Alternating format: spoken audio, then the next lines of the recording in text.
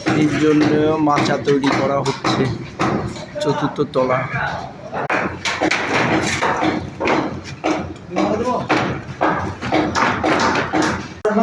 মাচা বাঁধা হচ্ছে বি ইউনিটের।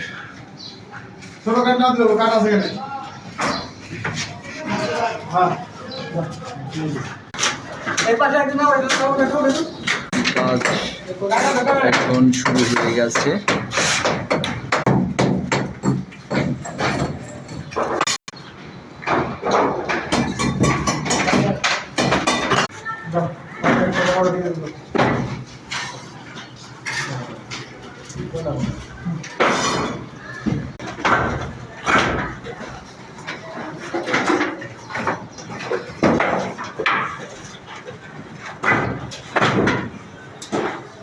নর্মাল ইটের চাইতে অটো ব্রিক্সের গাঁথনি তাড়াতাড়ি হয়, তাই না?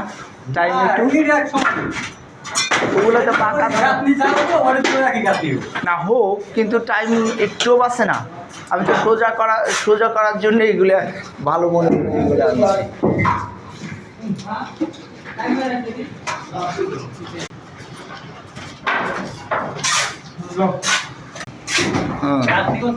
ভালো না হতো তাহলে এটা কখনোই দাম বেশি হতো না।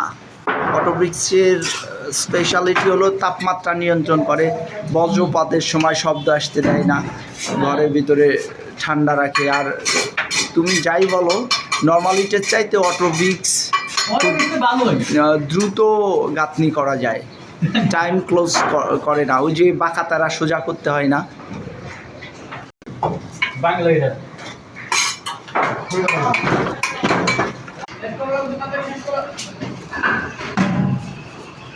চতুর্থতলার সি ইউনিটের ওয়েলিংটন ঢালাইয়ের জন্য ফ্রেম তৈরি করা হচ্ছে। আজকে মনে হচ্ছে যে সি ইউনিটের ওয়েলিংটন ঢালাইয়ের ফ্রেমটা হয়তো শেষ হয়ে যাবে। বর্তমান কাজের পরিস্থিতি এই অবস্থা।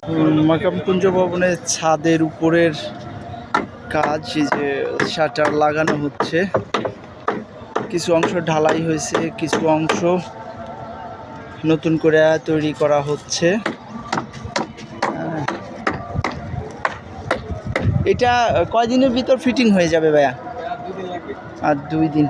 আর দুই দিনে ইনশাল্লাহ এটা যে অংশটা লাগাইছে এটাতে পুরাটাই হয়ে যাবে।